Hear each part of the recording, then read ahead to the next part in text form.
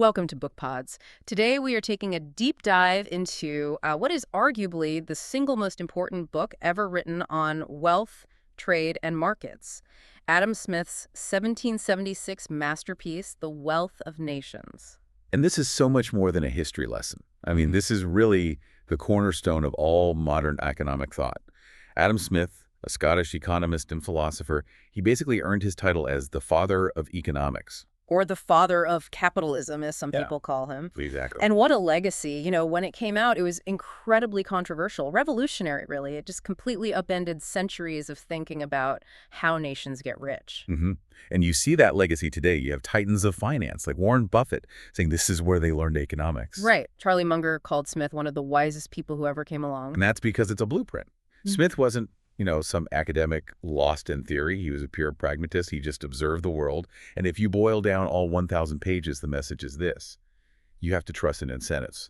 Right. He knew that people act in their own self-interest, and any economic policy that's going to last has to account for that reality. Absolutely. And you have to think about the secondary and tertiary effects. Always. He demanded that. If you try to control a market or, say, set an artificial price, you don't actually stop the human incentive. No, you just divert it. You just channel it in a direction you didn't intend, and one that's often, really damaging. So our mission for this deep dive is to give you that two-step advantage. We're going to pull out the most critical insights from Smith's work that still shape our world today. Okay, so where do we start? I think we have to start with the engine of it all: productivity. Yes, because Smith started by completely redefining what national wealth even He is. had to. For centuries before him, the dominant theory was mercantilism, which was basically the belief that a nation's wealth was just its pile of gold and silver. The more gold in the treasury, the more powerful the nation. That was it. Gold paid for armies, it funded wars. But Smith argued that accumulating metal is a terrible substitute for actual productivity. He said real wealth comes from the production of goods and services. And crucially, the efficiency of that production, the productivity of the labor force. Which is such a radical idea. Yeah. I mean, Smith showed that a nation's wealth depends way more on increasing the productivity of jobs than it does on just increasing the number of jobs. Right. If everyone's busy but they're doing useless work, the society stays poor. There's a famous story that just perfectly captures this. An inspector is visiting a new canal project. He sees 1,000 people digging with little spades while these huge, brand-new digging machines are just sitting there, idle. So he goes to the manager and asks, "Why aren't you using the machines?" And the manager says, "Well, sir, if we use the machines, hundreds of these people would be unemployed." Ah, the perverse incentive. Exactly. So the inspector thinks for a moment, then comes back the next day. He hands the manager a single teaspoon and says, "If the goal is maximizing employment, why don't you use 1,000 of these instead?" That is just. It's brutal, but it's the perfect illustration. Hindering productivity to save jobs is a path to national poverty. So if productivity is king, how do you get it? Smith's answer changed the world: the division of labor. Specialization. The simple idea that if everyone does what they're best at and then they trade, everything gets better. And it works for three main reasons. First, it makes the worker more skilled, more dexterous. Second, you don't lose all that time switching between tasks. And third, it lets you create and use machinery designed for that one specific job. The pin factory example is the classic. Smith saw that one worker doing everything, drawing the wire, cutting it, sharpening it, might make, maybe 20 pins in a whole day. But then he saw a small factory, 10 workers, each doing just one specialized step, and together they were producing 48,000 pins in the same day. It's an exponential leap, just from organization. And you see this everywhere today. Look at global outsourcing. Apple doesn't make every single chip in California. Of course not. They use specialized firms all over the world. Even a company like Tesla, which tried to do everything in-house, quickly realized they had to partner with specialists to stay competitive. And Smith knew that the size of the market was the limiting factor. The bigger the market, the more you can specialize. He had this incredible 18th century example. 6 or 8 men on a single ship could move the same amount of goods as 100 men with 50 wagons and 400 horses on land. The cost difference is just staggering. Which explains why coastal towns developed so much faster, the market got bigger, faster, and once you have all this specialized trade happening, well, barter just becomes impossible. Which brings us to money. Once you have the division of labor, you can't rely on bartering. It's completely inefficient. Think about Bob the spearmaker. He needs meat. He goes to Frankie the hunter, but Frankie's already got plenty of spears. Right. Frankie wants salt. So Bob goes to Randy, the salt maker, but Randy wants a shirt. So he finally finds George, the shirt maker. And even if George wants a spear, now they have to argue over how many shirts one spear is worth. It's a nightmare. It's the double coincidence of wants, and it's a huge barrier to trade. And this is why money just sort of arose organically. It solves that problem. It's divisible. It lasts. And everyone wants it because they trust they can trade it for what they actually need later. This gets to that paradox Smith talked about. Value in use versus value in exchange. Yeah, water is essential for life. High value in use. But it's cheap. Low value in exchange. Whereas diamonds, you can't do anything with them. Zero value in use. But they're incredibly valuable. The water diamond paradox. It teaches us that market value isn't about usefulness.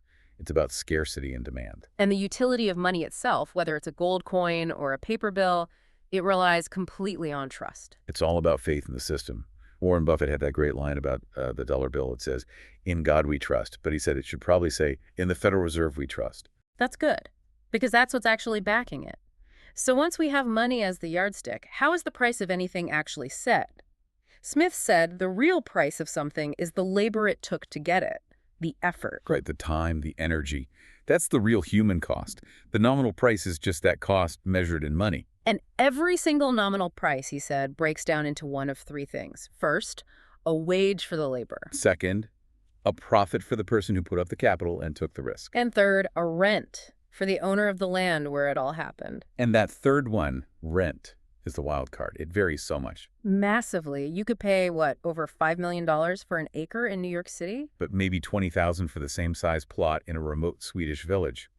The land is immovable, and that changes everything. And you see that reflected in local prices. A 1-hour massage might be $60 in that Swedish village, but in Manhattan, it's over $100. And the massage itself isn't any better. It's almost entirely the difference in rent and the higher wages needed to live there. Which brings us to what Smith called effectual demand. Price isn't just about who wants something. No, it's about who wants it and can pay the price that covers those three things: the wages, the profit, and the rent. If 1,000 people want a Tesla, but they're only willing to pay $30,000 for it, then they're not part of the effectual demand. They don't matter to the market because that price doesn't cover the costs. Okay, so this is where we get into the psychology of it all. It leads to Smith's most famous and maybe most misunderstood idea, self-interest. People hear self-interest and they immediately think of greed. But that's not what Smith meant. He saw it as this positive dynamic engine, the natural human drive to improve your own situation. And when that drive is channeled through a competitive market, it creates these huge unintentional benefits for everyone. The restaurant owner is the perfect analogy. She's driven by self-interest, right? She wants to make a profit, get loyal customers. But what happens as a result? She provides great food for the community, she creates jobs for her staff, she pays taxes. The social benefit is an unintentional result of her ambition. Now, contrast that with a manager in some big government-run company. That manager often has no direct stake, no skin in the game. Their salary is secure whether the company does well or poorly. So the incentive to innovate, to be efficient, it just fades. And that difference is the mechanism behind what he called the invisible hand. Individuals all pursuing their own goals unintentionally end up guiding resources to where they're needed most. Competition is the key. It forces efficiency. Bad companies fail, good ones thrive, and society gets the best allocation of its resources. It's why for an investor, you always want to look for leaders with real skin in the game. It makes a company so much more resilient. Let's go back to those three components of price: wages, profits, and rent. How do they interact? Starting with wages, Smith said they're set by supply and demand, but there's a floor. A bare minimum. A wage has to be enough for a worker and their family to survive. If it's not, the supply of workers literally dies out. But he also saw that workers are almost always at a disadvantage when bargaining. There are more of them than there are employers, and they can't afford to wait for a better offer. Exactly. Profits, on the other hand, tend to even out over time. If one industry is making huge returns, capital floods in, competition goes up, and profits come down. Capital is mobile. But rent is different. Land isn't mobile. It's fixed, irreplaceable. Smith called rent quite like a monopoly price. It really is. After the necessary wages and a decent profit have been paid, the landowner basically gets to take whatever's left over. The price isn't set by competition, it's set by scarcity and location. Which explains so much about wealth inequality. So why do some jobs pay so much more than others? Smith identified 5 key factors. First is the difficulty and expense of learning the trade. A neurosurgeon's high salary is partly compensation for all those years of unpaid or underpaid training. Second, the inconsistency of the work. A real estate broker today, or a mason in Smith's time, might have long periods with no income, so their commission or hourly rate has to be higher to compensate for that. Third is trust and responsibility. Hmm. Think about airline pilots or doctors. We pay them more because so few people are suited for that level of responsibility. Fourth is the improbability of success. The one elite athlete who makes it big gets the compensation of the thousands who tried and failed. And the fifth factor, the hardship, dirtiness, and disagreeableness of the job. Yes, the high pay is just compensation for doing something most people would refuse to do. Yep. In the 18th century, he used the public executioner as an example. Our source material had a more modern suggestion. Yes, the hedge fund manager. I love that. Smith knew some people just have to be paid a lot to deal with the unpleasantness of their work. So we have to be clear here. Smith was the champion of the free market, but he was not for no government. He was for a very limited government. One that was focused on things private enterprise couldn't or wouldn't do profitably. He laid out 3 essential functions. 1, protecting society, national defense. 2, administering justice. Maintaining a legal system, rule of law. And 3, creating public works. Things like roads, bridges, basic education. Infrastructure that's too big or unprofitable for any private company to build. The road example is perfect. If every road was a private toll road, trade would grind to a halt. Public funding creates the platform for the economy to function. And you can see a modern version of that in, say, government subsidies for renewable energy. The initial risk is too huge for private companies alone, so the government steps in to build the foundation for future wealth. So to wrap this up, the core ideas from Smith you can take with you are: specialization boosts efficiency. Self-interest drives growth. Market value comes from scarcity and demand, not just usefulness. And government has a role, but it should be limited to defense, justice, and essential public works. It's an amazingly complete vision, but let's end with that one provocative thought, the complication. Right. Wages and profits are always under pressure from competition. But rent, as Smith himself said, is quite like a monopoly price. It's just what's left over taken after labor and capital get paid, so. Yep. Given that land is fixed and land ownership is still a primary source of, inherited fixed wealth, how does Smith's own frank analysis of rent challenge the very free market principles he champions everywhere else? Something to mull over until our next deep dive. Keep exploring, and we'll talk soon.